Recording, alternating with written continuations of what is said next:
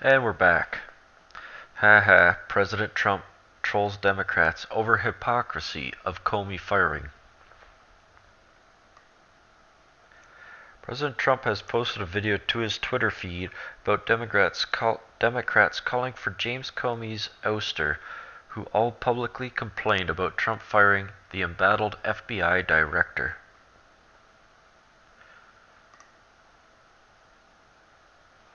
Comey acted in an outrageous way. I think he should take a hard look at what he has done, and I think it would not be a bad thing for the American people if he did step down. And finally, do you believe that Jim Comey should resign, Senator Reid? Of course. Did you want to see him gone? So it's absolutely true that Democrats have been very critical of James Comey, and many of us did call for his resignation. It's hard to be a director of such an important institution when that trust is no longer there. Can you tell us anything about the discussion? No, it's classified and we can't tell you anything. All I can tell you is the FBI director has no credibility. FBI director not to send the letter.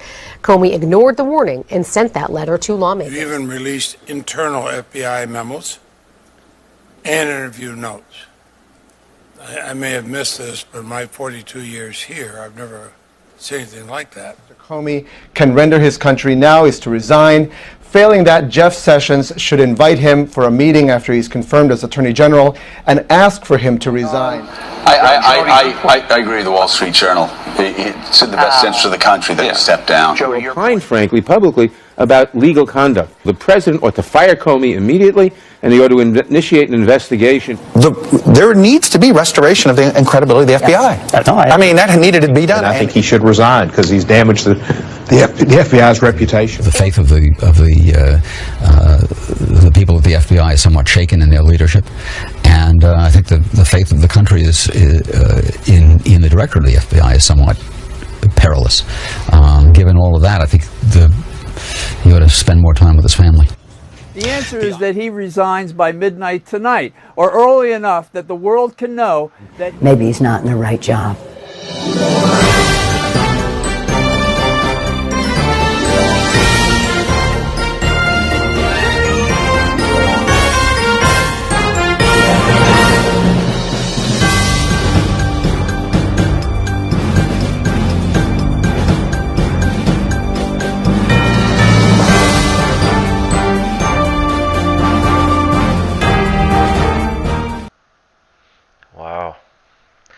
Hypocrisy is as real as it's ever going to get, and now we see even more evidence on why we can't ever give the Democrats an inch, for they'll never stop there.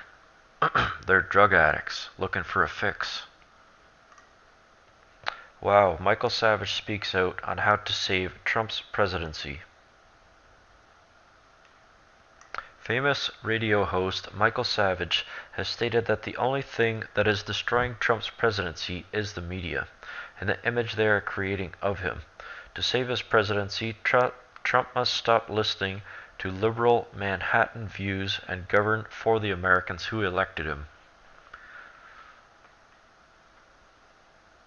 Talk radio host Michael Savage, whom Donald Trump has credited as a key to winning the White House, dedicated his show Wednesday to asking listeners for their input on how to save an infant presidency in crisis.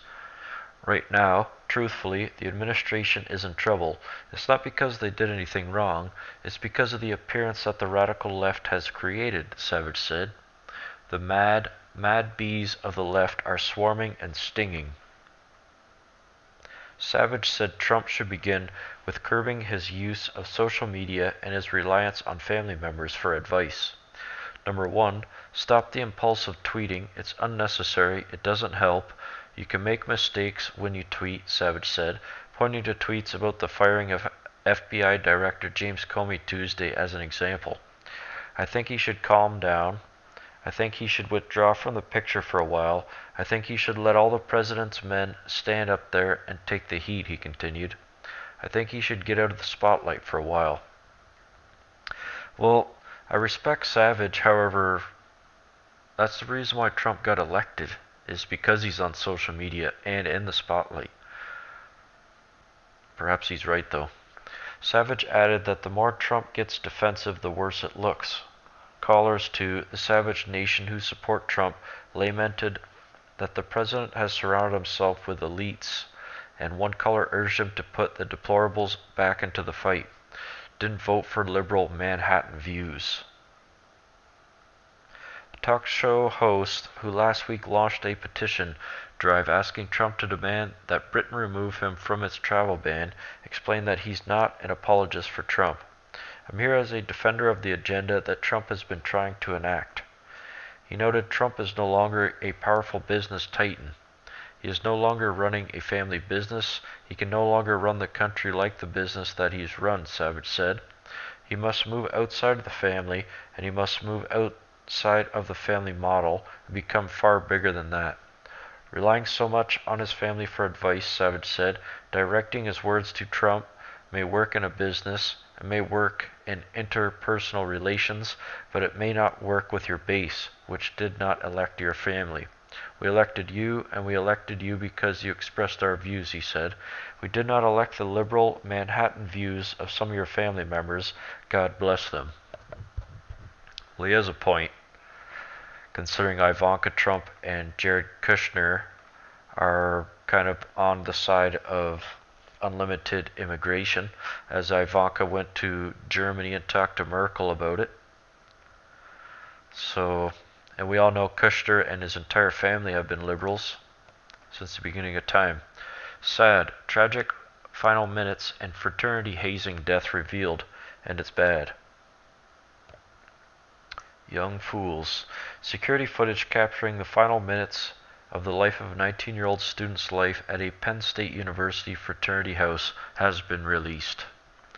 The state-of-the-art surveillance cameras at Pennsylvania State University's Beta Theta Pi fraternity house that captured much of what happened to pledge Timothy Piazza before he died would unquestionably become important evidence in the case against fraternity members charged in connection with Piazza's death, said ABC News chief legal analyst Dan Abrams.